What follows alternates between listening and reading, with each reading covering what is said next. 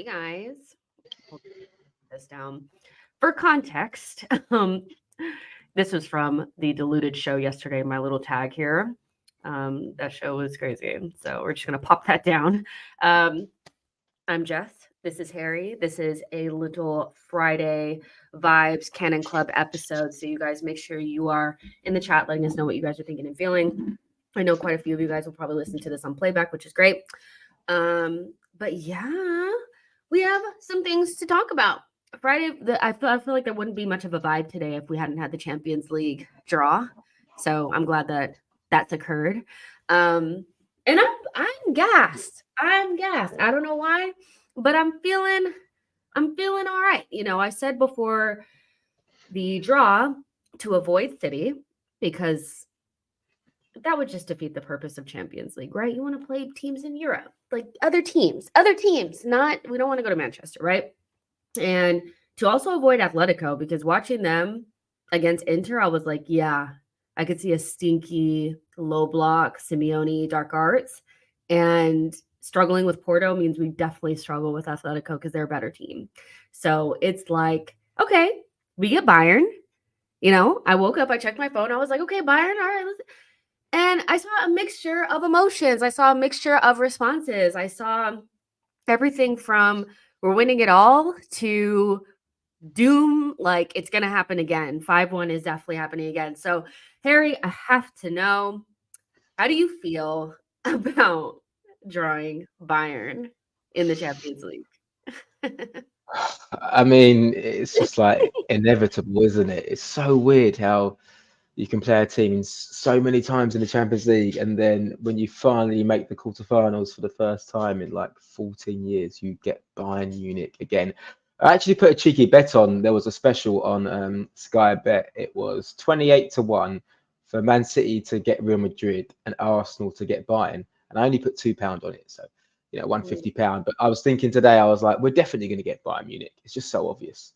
It's just so obvious. And now because there's like this little Spurs thing with Harry Kane and Eric Dyer, you just thought, it's going to happen. So, yeah. So maybe if you asked me a week ago, I would have said, bring anyone on, like bring them on from a fan's perspective in terms of like seeing like these amazing players come to the Emirates.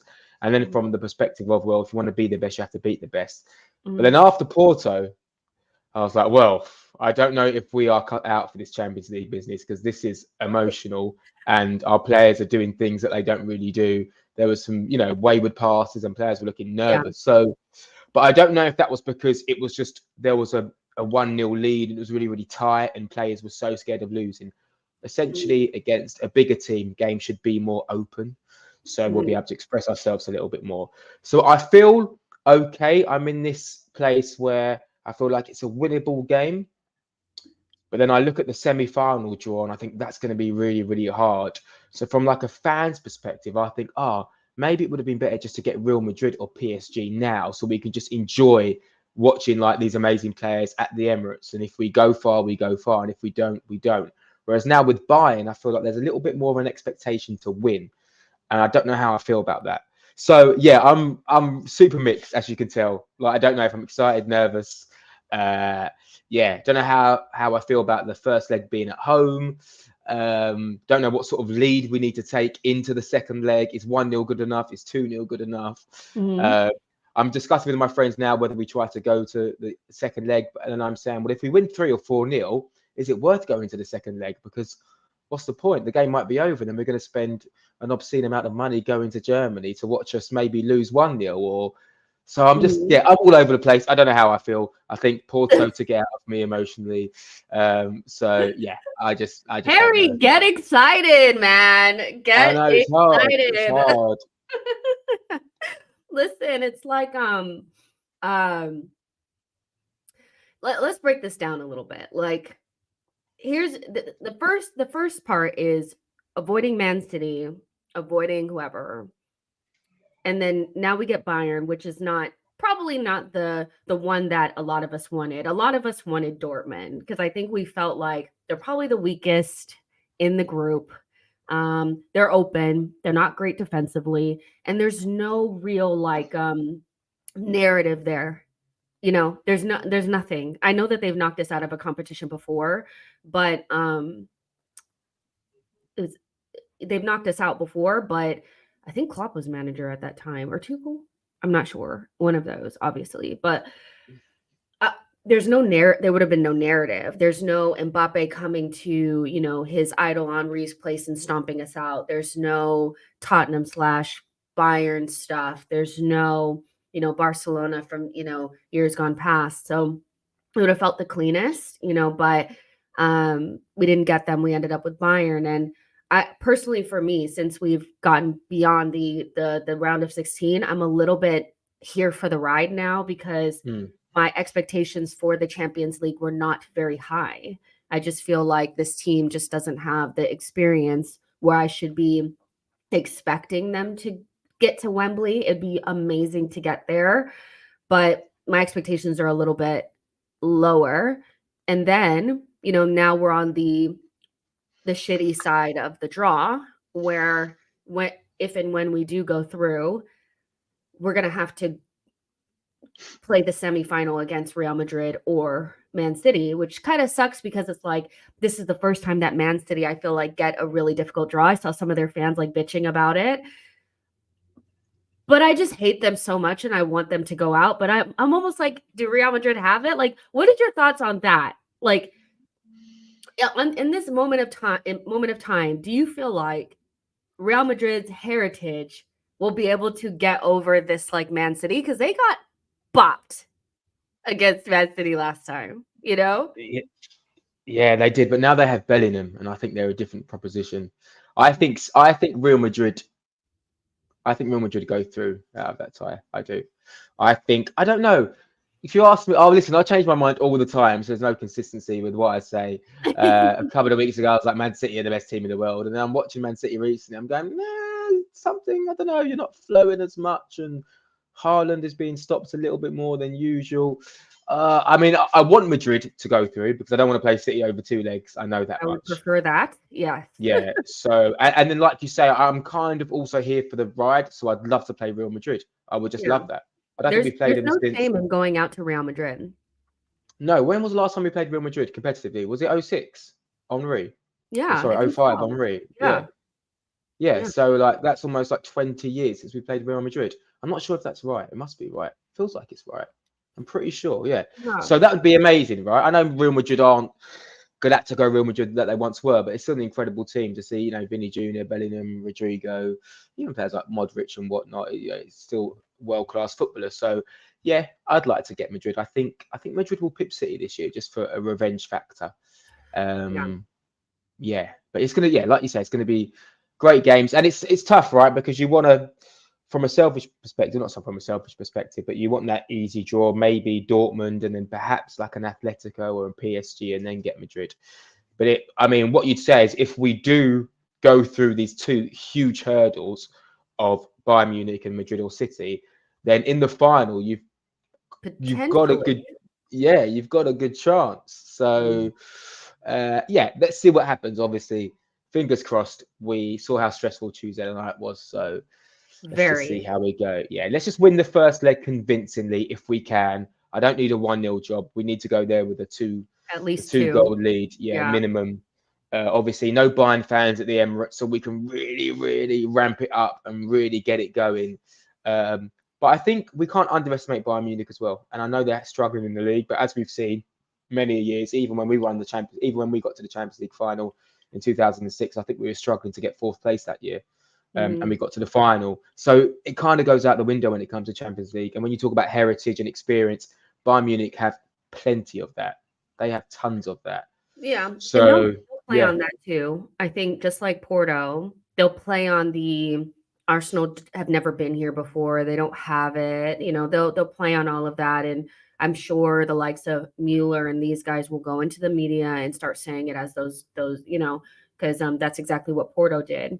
Harry, I just want to let you know that you are totally frozen. Yeah, and I can. Am I doing like a face, like a meh, like a sort of a face? Like I can't do it. Yeah. Okay. Let me quickly come out and come back in. I'll be okay. I'll see you in a sec. Harry's gonna go out and come back in. Actually, I'm going to Let's see. Yeah. Okay, let's see what happens. But yeah, guys, like he's gonna go out and come back in.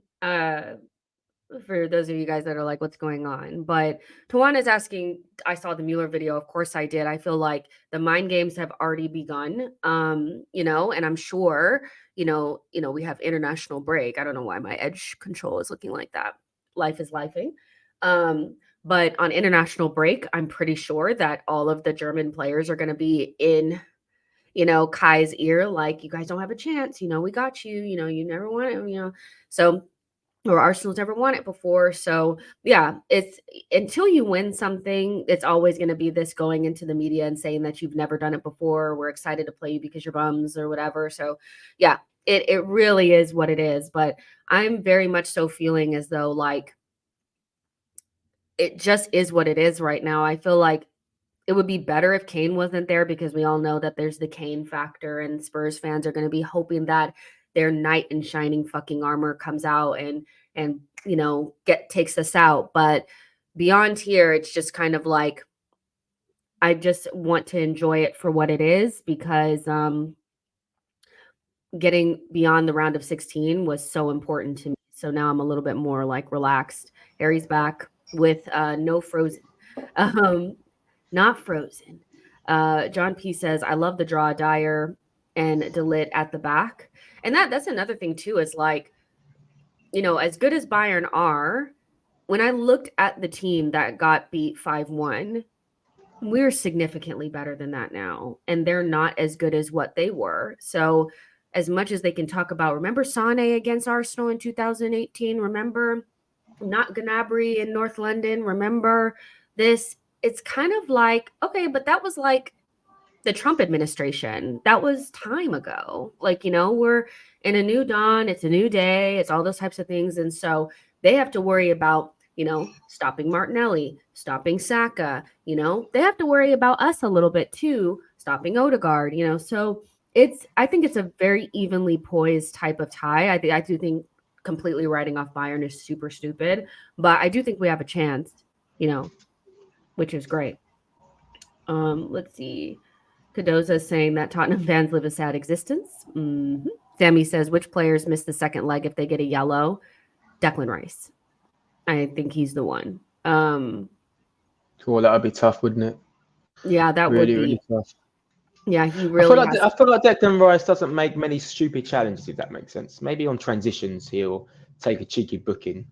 But I feel like he times his tackles relatively well. I think he's really good with referees as well, it feels like, Declan Rice. I think he rubs them up the right way, so hopefully he can it's Havertz get and by Rice. that. And Havertz Saliba. and Rice. Those are big ones. Do they have anybody that can miss like down? Yeah, that is big. That is really big. I think Kai is not in so much risk because he'll be up front. It's really Saliba and Declan Rice. They cannot afford to get the yellow. And that was something else that I was looking at that kind of pissed me off, like with the whole Man City, Real Madrid. I saw something that Jude Bellingham, Vinicius Jr., Eduardo Camavinga, and Aurelien Tchouameni are all one booking away from missing City at the Etihad. And I was like, a fucking course.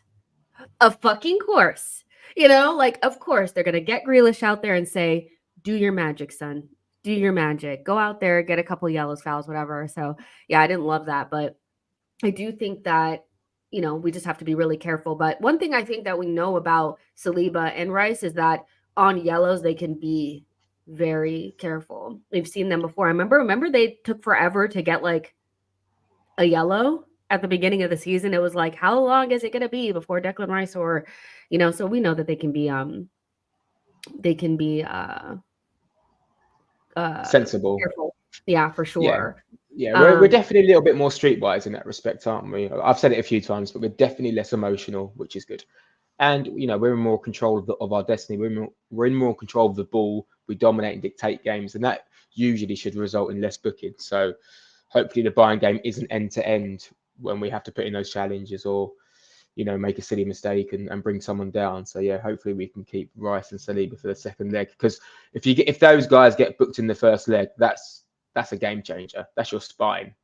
Do you know what I Yeah. mean? That's huge. So yeah, have to be careful.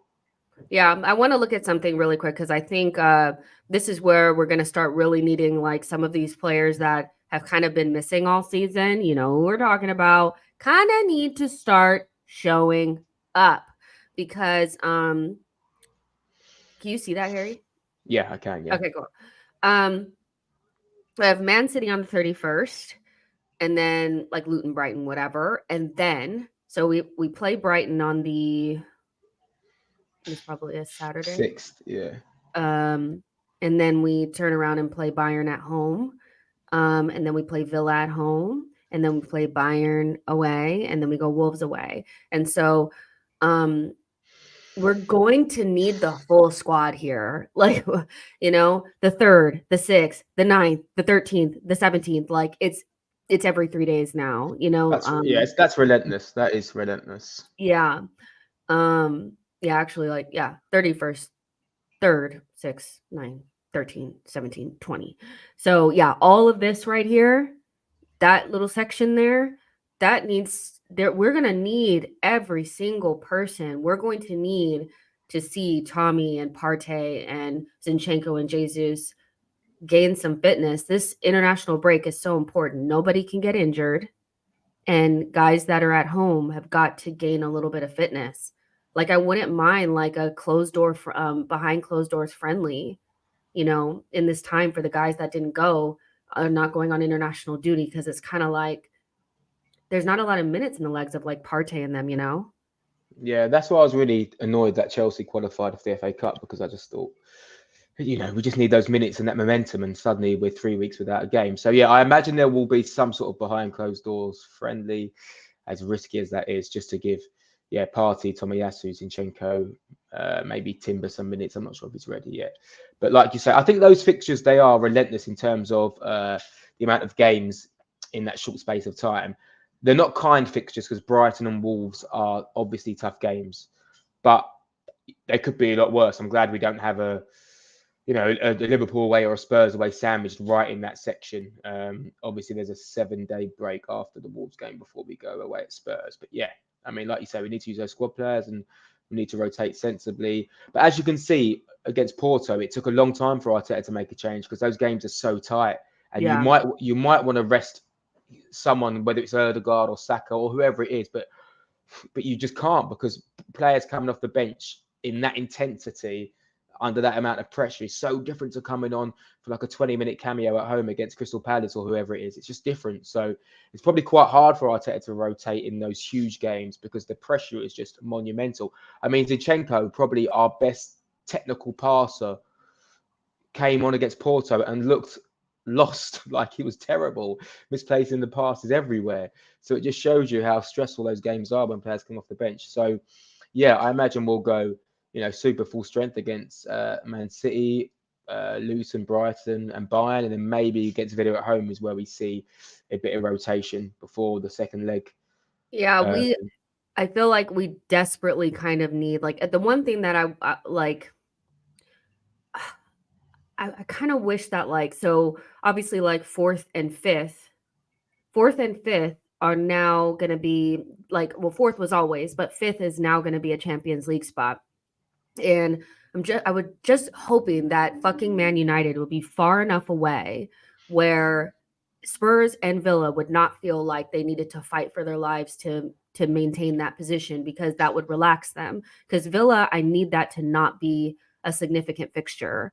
It would be so nice for Luton, Brighton, and Villa, like you said, to be games where we could maybe rotate a little bit. But I feel like because it's a 3-horse race in the top 4, they're going to be really going for it.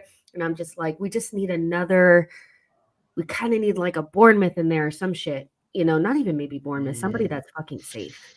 I feel like Arteta is just going to go pretty strong in all of those games.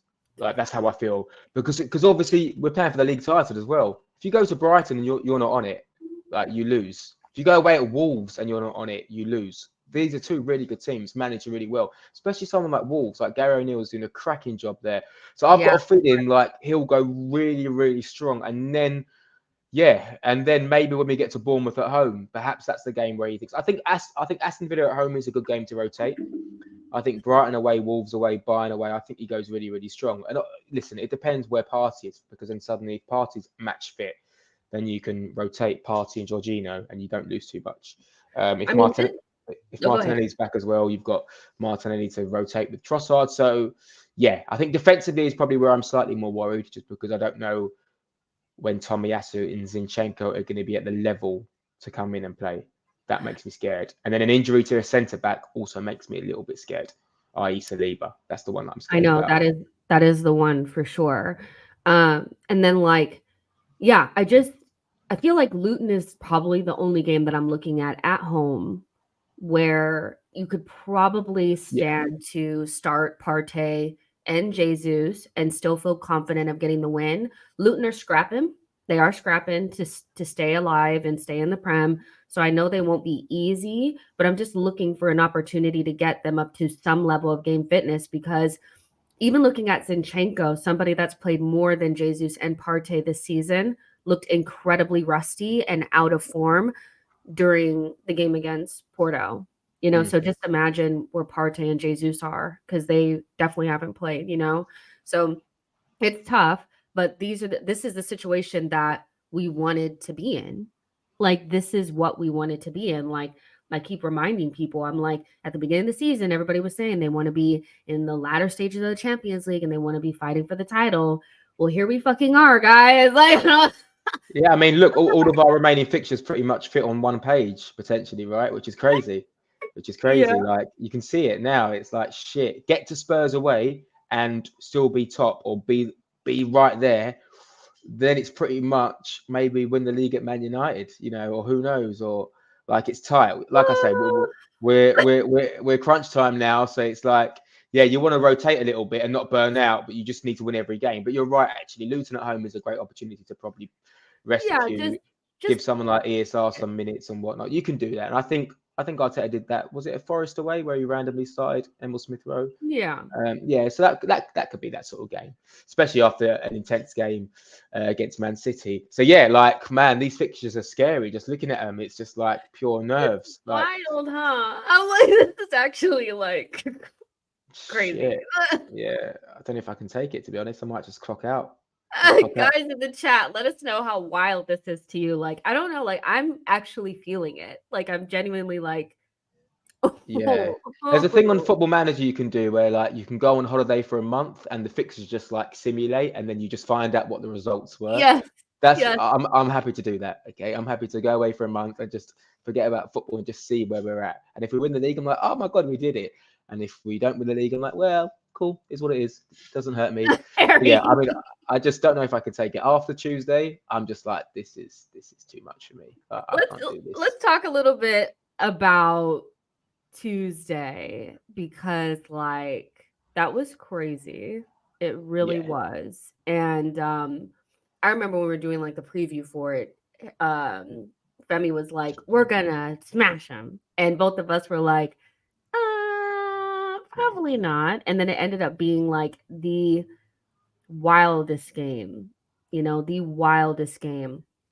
You know, how just in general, like, what were you feeling when we went to penalties? Did you think we'd go Ugh. through or not? Because it was No, just like, well, listen, sometimes I'm an optimistic, but in times like that, I feel like I'm a bit of a pessimistic, because yeah, sometimes you've seen these stories before in the Champions League, like the Champions League stigma with us, and Pepe, 41-year-old, playing like an absolute like colossal centre half. You're thinking all these things are set up for Porto to win on penalties. The ref was pretty generous to them, and you can kind of feel it. But what I would say about penalties is, it's almost like they're throw-ins or corners for us now. It feels like we're so well drilled in what we do, and we've got a formula that penalties feel less of a lottery, whereas previously they felt like a lottery when you're watching football. But it feels like we've really, really focused on making sure we are ready to take and score penalties. And it sounds obvious, and I'm sure every club do that, but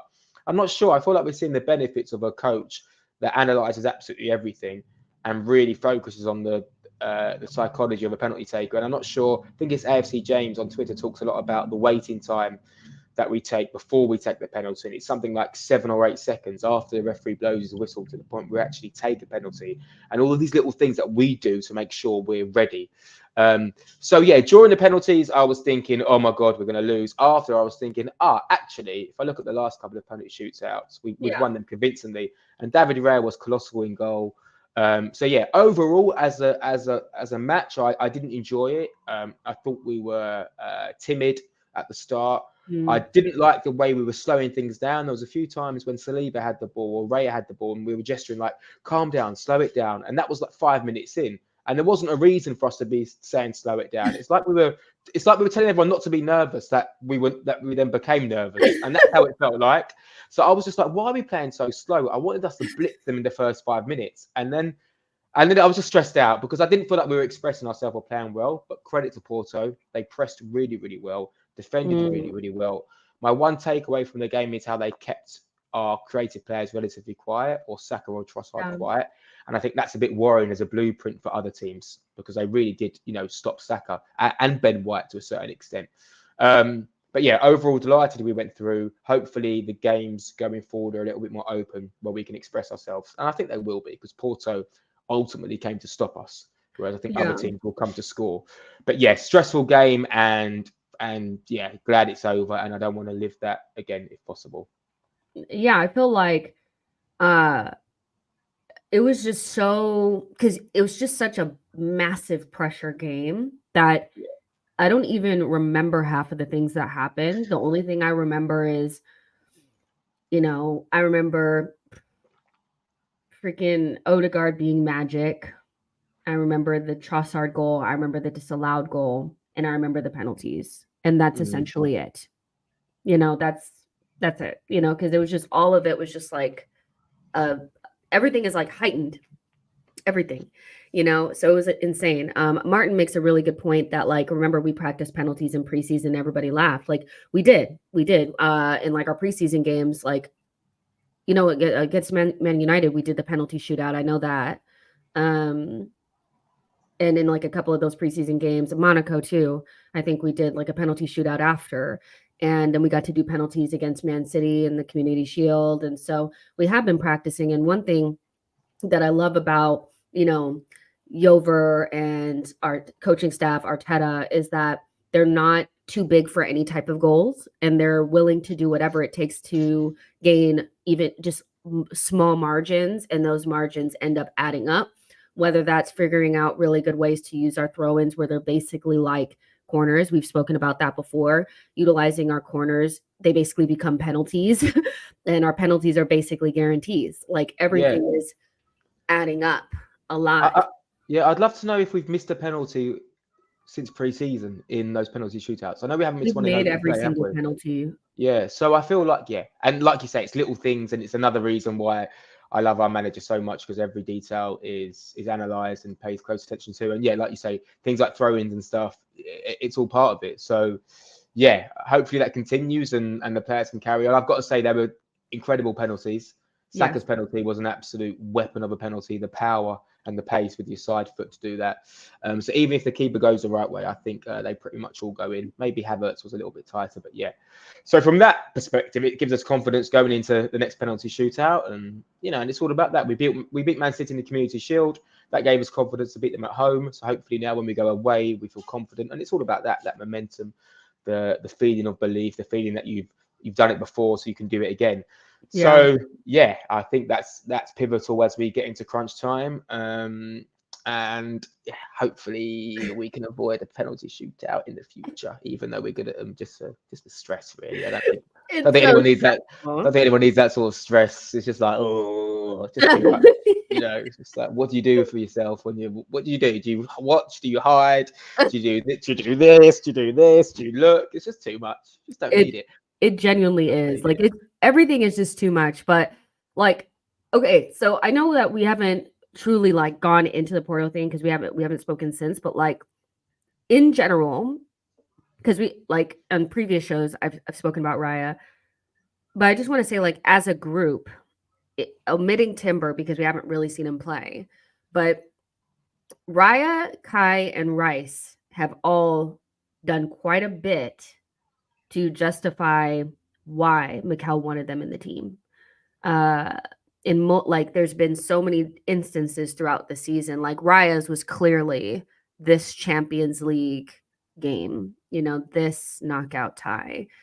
Kai's come up big, Rice has come up big.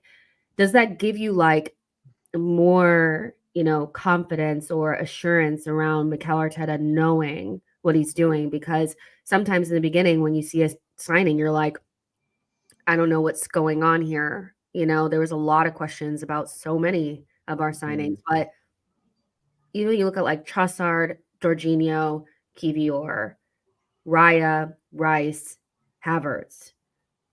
Those are like all slam dunks. I feel like the only one that's still kind of hanging around that we're not quite sure about is maybe Vieira, but that's an insane hit rate for someone that people question quite a bit. Even me, I question Arteta quite a bit. Yeah, no, I agree. I think you can go back to signings like Tavares and Lokonga that clearly didn't work out. And look, if you want to go back to Wenger's first 10 signings, I think maybe only 3 or 4 of them were successes. There were some stinkers in there.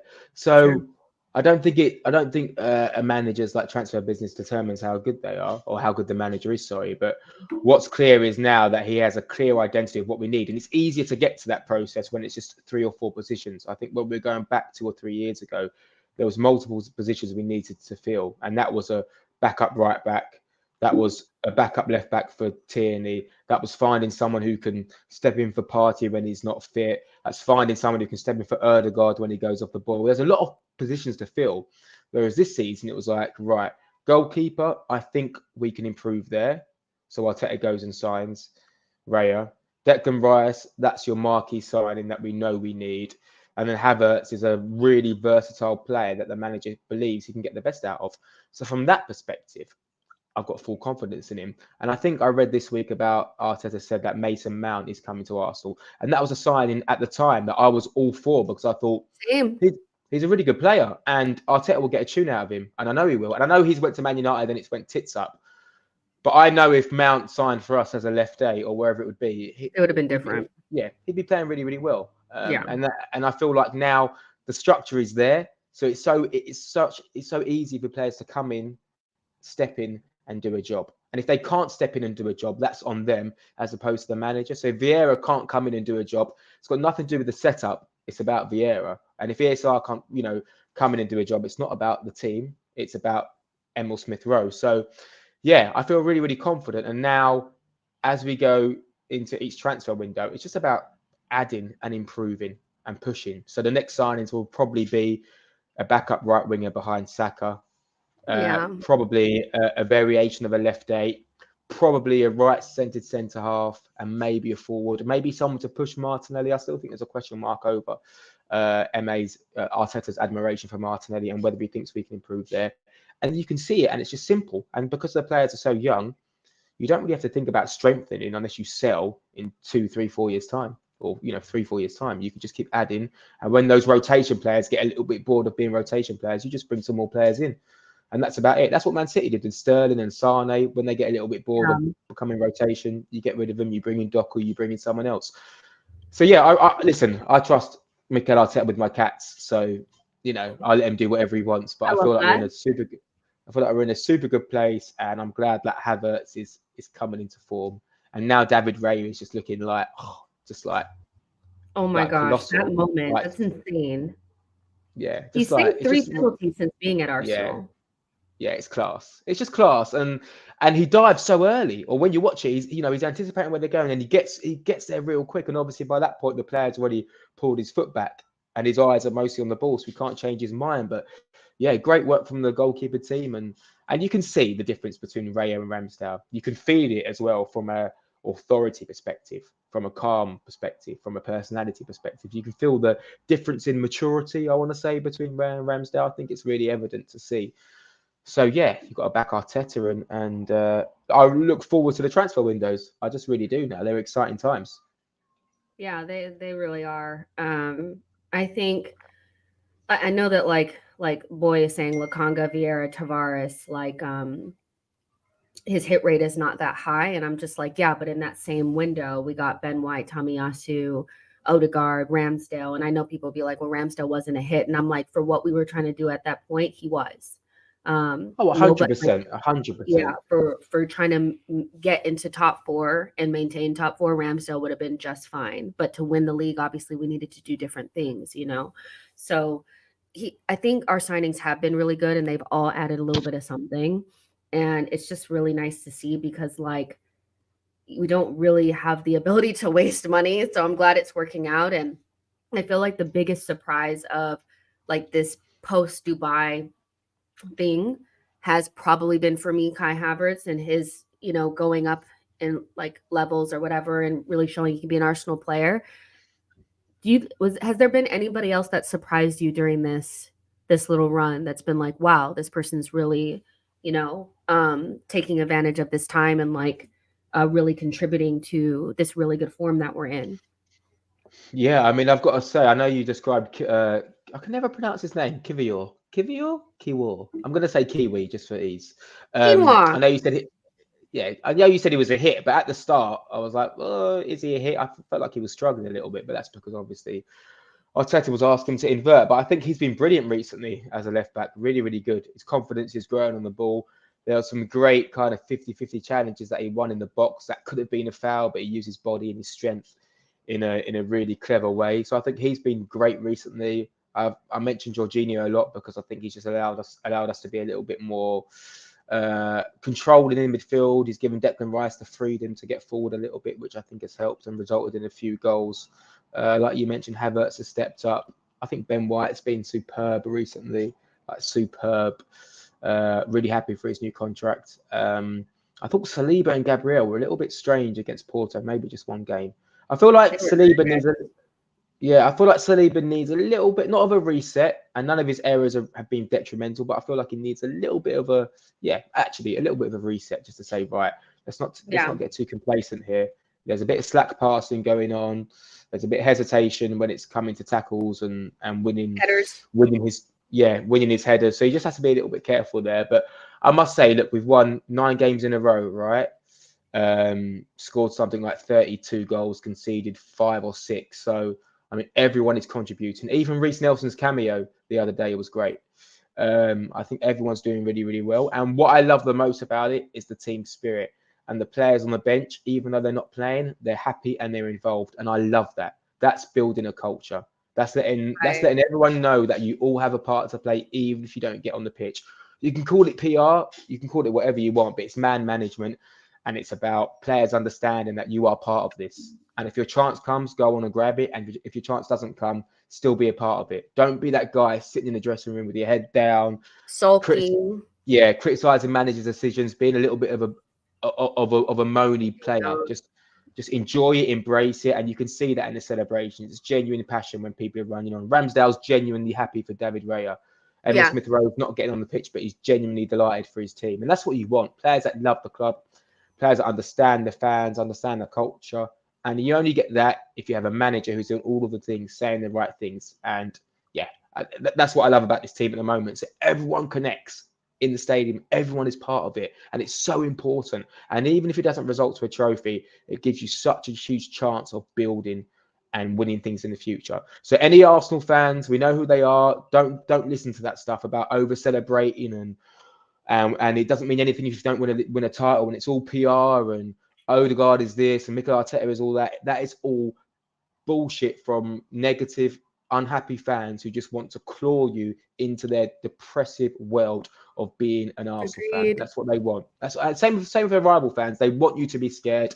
They want you to question the manager because they know how good we are. If you look at how we've been over the past 2 seasons, you can't argue that we are one of the best teams in the league and one of the top 5-6 teams in world football. And that's under this manager with these players. So yeah, like super delighted from that perspective. And listen, the past 8-9 games in terms of fixtures have been relatively kind to us. We can't deny that.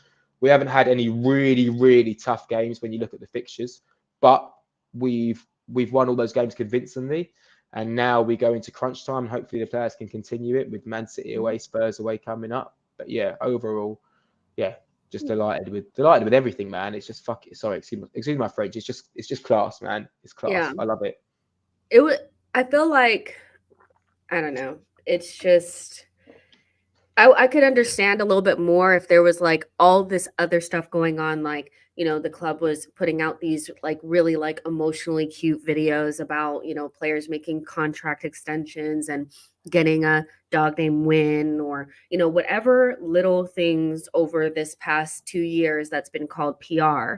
If that's all we were doing, but we weren't improving on the pitch, I could understand a lot more like people being upset, but we're doing those extra things. And again, it's about marginal gains. And why wouldn't you do it? I don't think it's detracting from what we're doing. It's adding. And even if it's not adding, it's like I said, it's not hurting. So Yeah, that's why I don't really understand like why people get it's PR. Why would they put out a video like that? What people mean when they say it's PR, I think like when you really boil it down is it's something that rivals are going to banter us about, and I don't want to hear rival banter. That's all it really is, because yeah, getting a dog named Win is not detracting to anything. And if anything, like if they're using it as like a psychological tool or something like that, it's either not hurting or helping. And yeah, so what's the problem? Get yeah. over Chelsea fans 62 saying like, "Oh, they're so cringe." Who cares?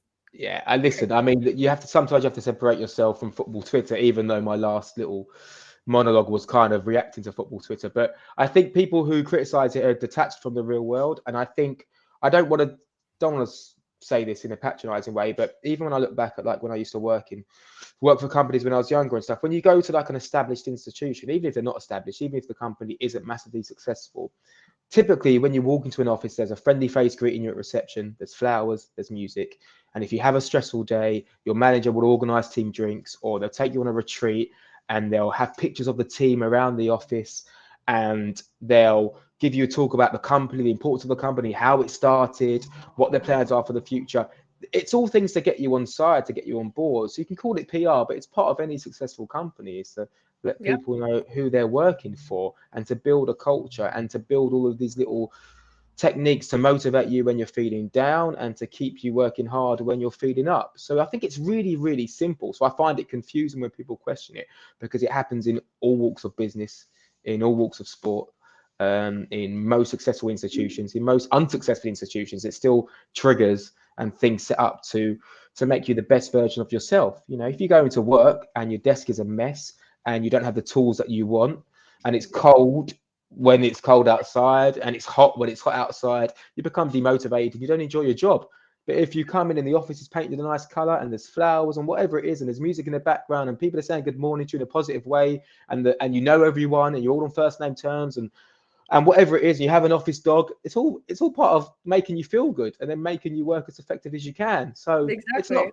not PR, it's life. And yeah, and listen, like you say, if we were struggling and we were finishing eighth every season, I'd get it. But we're near the top.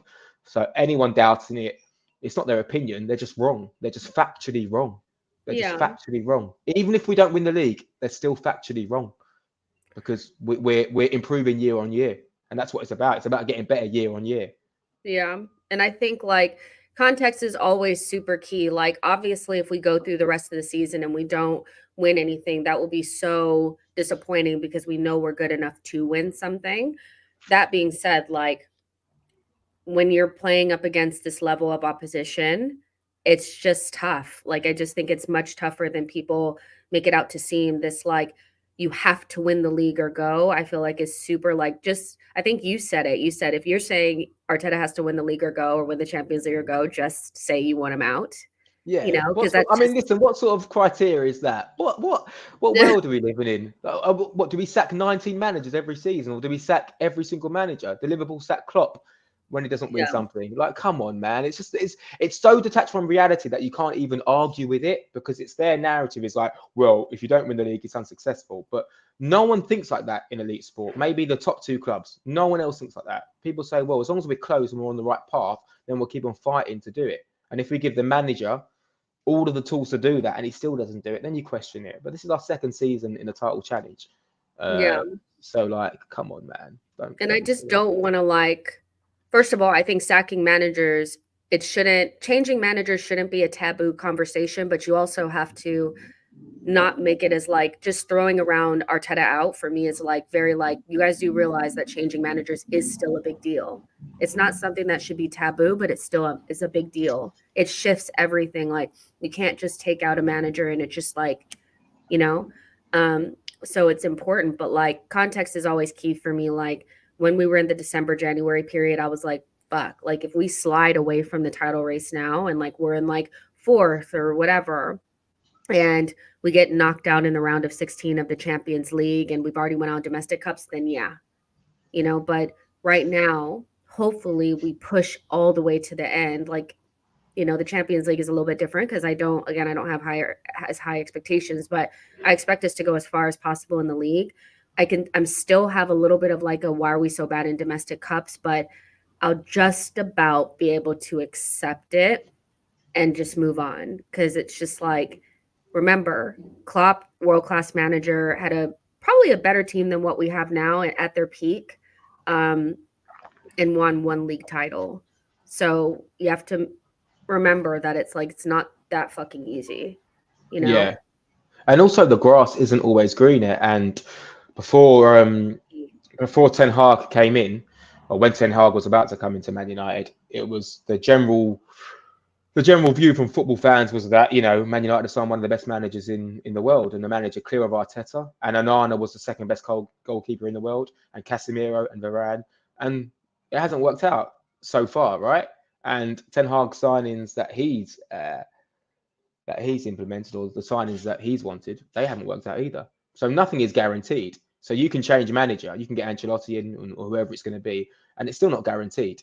So I think when you have a good thing, I think it's important to appreciate it. I think there should always be questions if you go backwards or if you really slide off. So for example, if we get knocked out of the Champions League by Bayern Munich in a really poor way, and then we bottle it at Man City and Spurs away and Wolves away, and then we really, really crumble, I think you can ask questions. But I don't think that has to result in you saying you want the manager out. I think you can just ask questions and say, why did it go wrong? And then how can we be better for next season? But I'm certainly, after Wenger, I mean, I didn't really want Wenger to leave. I wasn't desperate for Wenger to go anyway. But I think after Wenger left, after Ferguson left, they're good examples that, you can't just replicate success.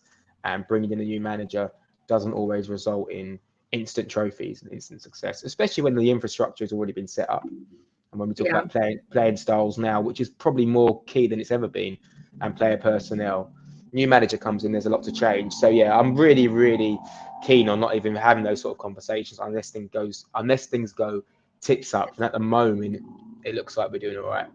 Yeah, it's always about what happens after this international break. I think this is, again, another boogabear for us. Getting out of this next international break unscathed in terms of injuries, and then not having this mental collapse, because I feel like one of our worst moments after this international break was Crystal Palace away a couple of years ago. It was after this international break. We were winning games. We were on cloud nine. We were supposed to make top four. And that was like 3-0, right? Was it against Palace? 3-0. That came out of fucking nowhere. Oh, I remember that. Yeah, I was on it came out of nowhere. I was on a stag do on that break, in that international break, and everyone was going through their top fours. I was like, there's no way we're not going to make top four. Like, we're not losing games. We're outplaying most teams, and we lost 3 games in a row, right? Was it 3 games in a row we lost? Yeah, we lost 3 in a row and threw it away. Like, we got into that, lose 3 games in a row, key injuries in the back line, then have to beat Spurs away. Yeah. And then Newcastle away. That's always how it happens, so this this international break is so key, because this tends to be where we unravel. And go ahead. I'll take back what I said before then about Arteta being amazing and all that stuff. Let's just see what happens after international break. Let's hope Saka stays fit, and then we'll see what happens after the Man City game. And then I'll make my conclusion. You're right. Yeah. You are right, though. Ooh, it makes me nervous thinking about that. This one where I'm like, all right, here we are again.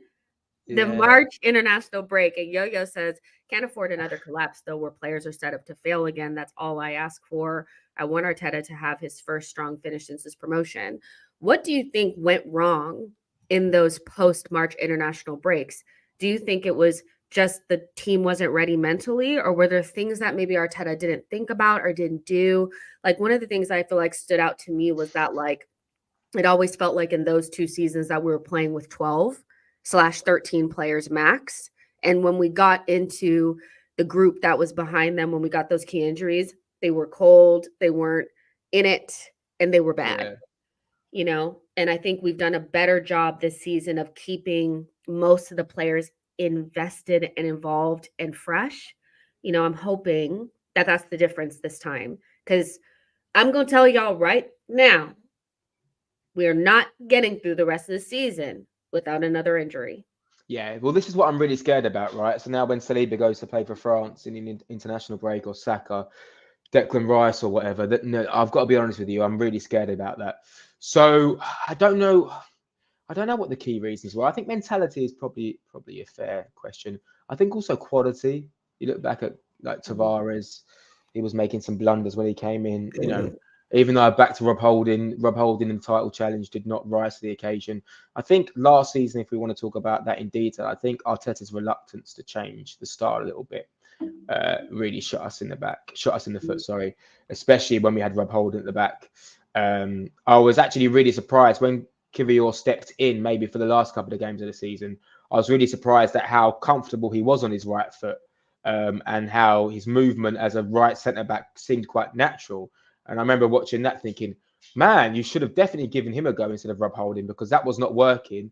And then the whole world knew it wasn't working, Yep. and they just kept on suffocating him. And I keep saying it, when you go back to that game at Southampton at home, Ramsdale hesitates to pass to Holding, and then passes the ball, gives away the ball. So yeah, so I think in detail, ultimately we did bottle the league, but that Saliba injury shot us in the foot. So a question I had to my friends the other day was, if Saliba gets injured, what do you do? Like, That's what's a our really option? good question. So I said Declan Rice centre back would be my preferred option if Partey's fit and Jorginho's fit.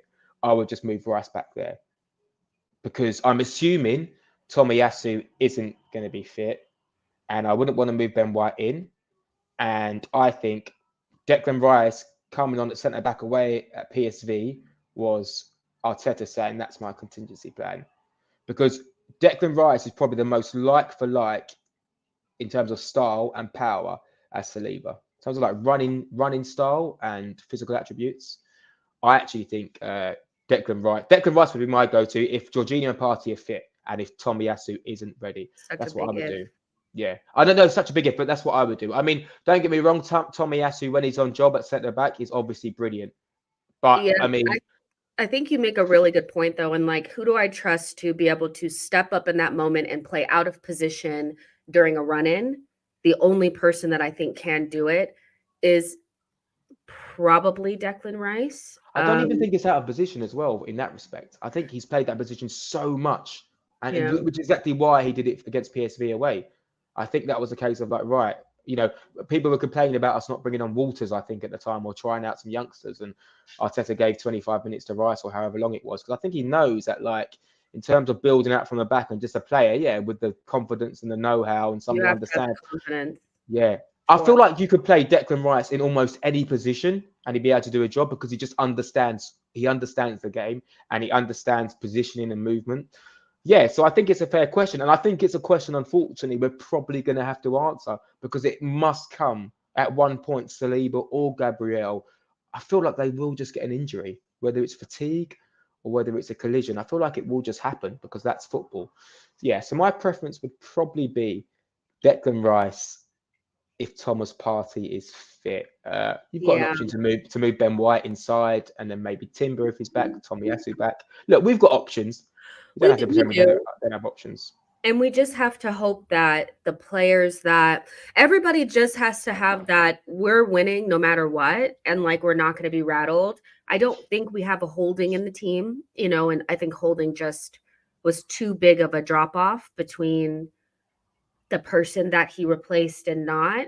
Now, if we were to get a key injury, I think it would be like, fuck, you know, but I think Declan or Tommy playing in those positions is better.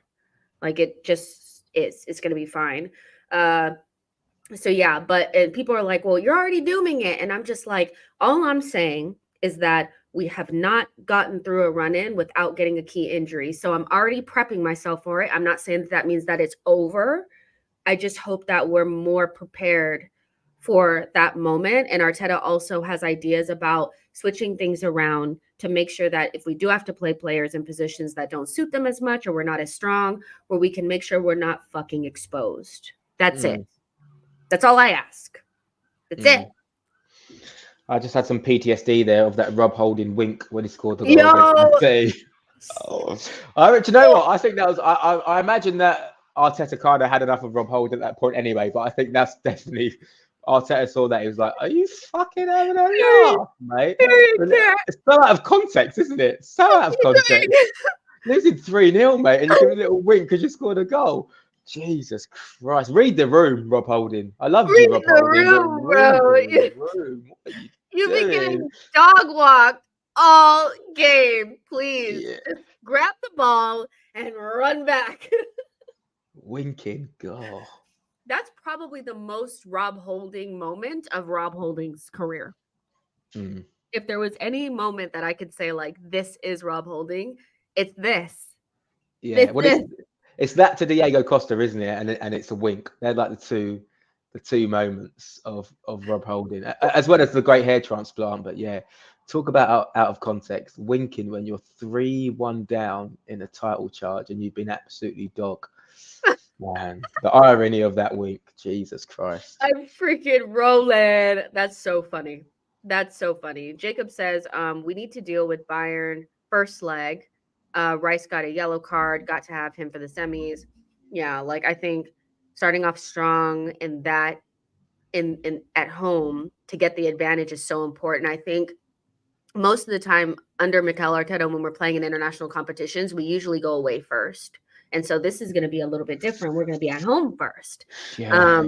which is, sometimes I hate when we go away first because I feel like we get so rattled by the occasion being away that we don't perform, and then we have to go home and it's like, oh my God, it's so stressful. So maybe being at home first will Yeah, help, or what do maybe. you think? Oh, I mean, just thinking about it makes me nervous. I don't know. I think I'd always prefer away first because then you know what you have to do in the second leg. But I don't know, man. If we can beat them, my fear is that it's like a 1-0 win at home or a 0-0 or something or a 2-1, and then we go away. And I just think that it's going to be the most tense 90 minutes of my life. On that Declan Rice point, I know we've mentioned it already, but also Harry Kane loves to drop in those deeper zones, doesn't he? And if you have Declan Rice, someone who's played against Harry Kane, someone who understands him, I think that really helps as well. So that could be a nice little battle when it comes to stopping Harry Kane. So yeah, massive game and a scary proposition. And then if you beat him, then you've got Real Madrid or Man City, which just like But by then, we're really just along for the ride. We have to yeah. just enjoy it for what it is.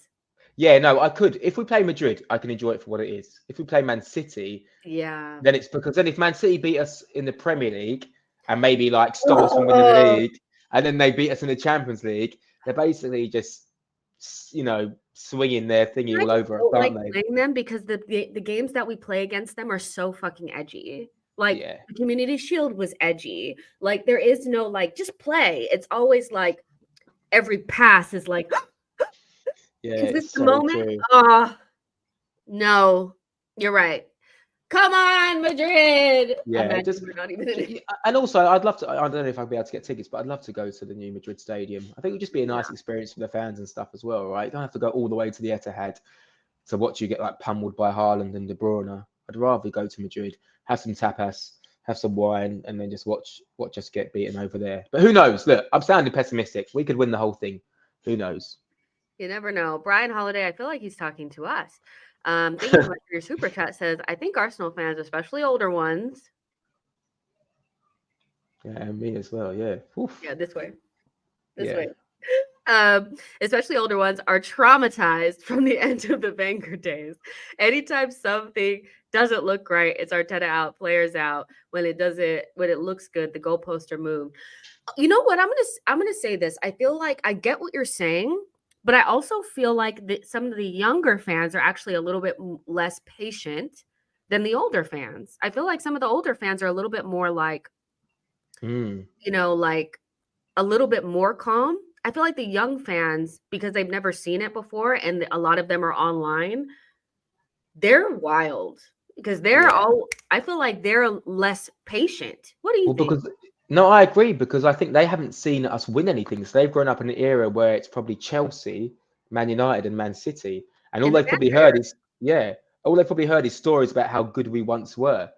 So I think I'm in the middle because I look back, my fondest memories of being an Arsenal fan were when we were 2001, 2002 and the Invincible season. I think Invincible season I was around 17, 18. So it was like you just started to go out, just pass your driving test. The happiest years of my life. It was just the best.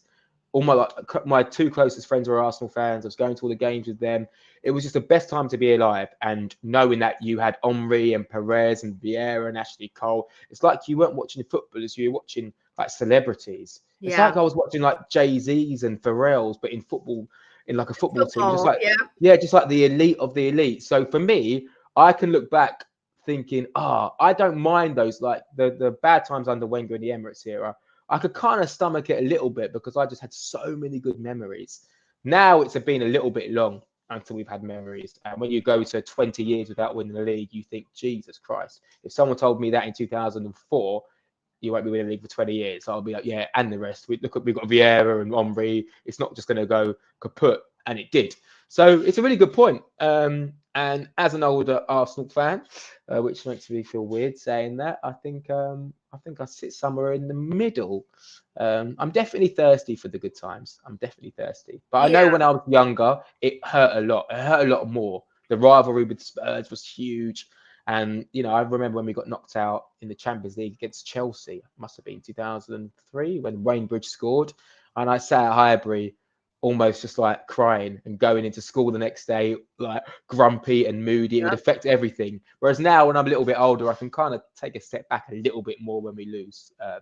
But the highs still feel just as high. So that's what I'm craving for. Just that Yeah. moment where I can like grab my dad and like, yeah, we did it, come on, and like have that euphoria and have that moment. I'm Yeah. convinced that if something happens epic at the Emirates, I'm going on the pitch. I'm doing it. You I don't have care. to, and you need to I'm doing record it. it and then send it to me. Yeah, I'm doing it. I'm doing Yeah. it. I just want to do it. I just want to feel it. I just want to slide on the grass and just be like, ah. Yeah. Oh, by the way, you guys, I need to tell you guys about something that happened. So Harry was out and about and he saw Hansi Flick Oh yeah. in a restaurant. I did. And I was trying to get him to get into his journalist like vibe, his journalistic era. And you were afraid to go take a video. And I I was was. like, I was doing the old like. I had my nephew saying, "Do a selfie," and trying to see Hansi Flick. And I think he spotted us like trying to be all sus. And I was just like dropping football conversations, like just to see he could know he knew that I knew football. So yeah, he wasn't actually. I don't think he was spotted by anyone else, but he was certainly. They were having some cocktails. I remember that, and he was enjoying some. I think he had a seafood linguine. Not that I was stalking him. so you can see the food. Yeah, I could see the food is right behind me. I just kept on going to the toilet and just like, trying to look at him. But yeah, I don't have the journalistic instinct as you, Jess. I'm just not as confident as you, unfortunately. Listen, I would have interrupted the shit out of that. I'm like, you want to take a picture? Where do you think you'll be next season? You think you're coming from? Like, I don't know. I'm shameless. It's for the it's for the content. It's for the content. For you guys that are like talking shit about our age, first of all, neither of us look our age. We look good. We look rested. We look Are people talking moisturized. shit about our age? Are they? Yeah, they're like, oh, these two are almost 40. First of all, calm down, comma. This brother is almost 40. Listen, that is hurtful. I am almost They're like, 40, but Jess is almost 40. And I'm like, first of all, like, I look good for my age. Okay. And for those of you guys that are in your 20s, I just want to let you know that your 20s are like, to me, the 20s are like the dungeon. Like, your 30s are good. Like, they just are. You'll see. Like, yeah, they I don't are. know. You agree? Yeah. Well, 30 to 35 is really good. And then something happens from 35 where it just, I swear, I feel like it's my birthday every week. So Yeah, I mean, 38 now, so I'm people are asking me what I'm going to do for my 40th birthday, and that makes me shudder. I just tell them to go away. I don't want to talk about it. So yeah, listen, getting old is I don't know. I'll be honest with you. I don't like getting old. I just don't like it. I just want to stay young for as long as I can. But yeah, it is what it is. It Listen, happens to us all. I was listening to, this is a sidebar. I was listening to a podcast with Gwyneth Paltrow, who I love. Shout out Gwen. She was saying that your 40s are great and your 50s are better. And I hated my 20s, and like I thought I was living it up in my 20s, but I was actually just like ashy and broke, so it's like, okay, cool. Like I can do this. This is fine. But for all of you guys that are like, your age, listen, you will be here. Hopefully, like good health and all that for everybody. But when you guys get here, just know I'm going to be in your face too. When we're still here, she knows our still in a couple of years. You guys are here. I'll be coming for your neck. Yeah. You guys One thing I don't like about being old is that I seem to start all of my stories with when I was young or I remember. That's something that's just happened in the past couple of years. I just can't stop doing it. And then also music. Like I'm hearing songs that are sampled from when I was listening to like hip hop and R&B in like 2004, 2005. I'm hearing songs. So I'm doing what my dad used to do. So when I would play my song to my dad like 20 years ago, goes, oh, that song is from that person. I'm like, no, it's not, Dad, whatever. It's an original song. And now I hear a new song. I'm like, oh yeah, that song is from that song, isn't it? It's that sharp, isn't it? So it's just like that's the weird thing about getting old. That's what I don't like about getting old. I can feel it as well. I can feel myself telling stories of no relevance to people. Just no relevance really. Yeah, I just don't like. That's the part I don't like. It's happening. I can feel it, and I'm trying to reject it, but it's just happening. Listen, I don't listen to very much new music unless the new music comes from an artist that I love. So like me and Harry were talking about it. The new Kanye, I'm obligated to listen because that's my boy. But I heard Justin Timberlake came out with a new album, and I'm scared to listen to it because people are telling me it's not good. I'm scared to listen to it. I listened to a few songs this morning. Was it bad?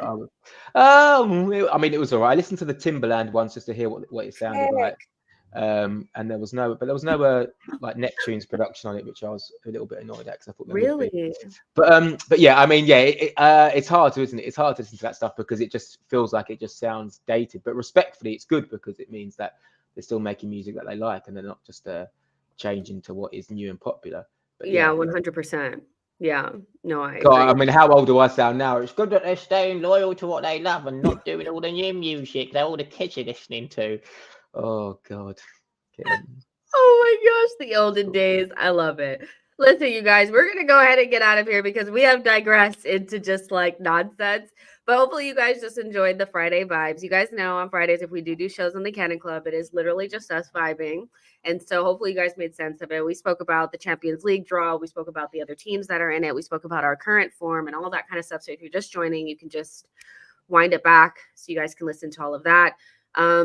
Stay tuned for content schedules because during international break, I'll be so honest with you guys, it is so hard to figure out what content we're going to talk about because we just have to kind of like grasp onto any little nugget, and it's just like, what are we talking about?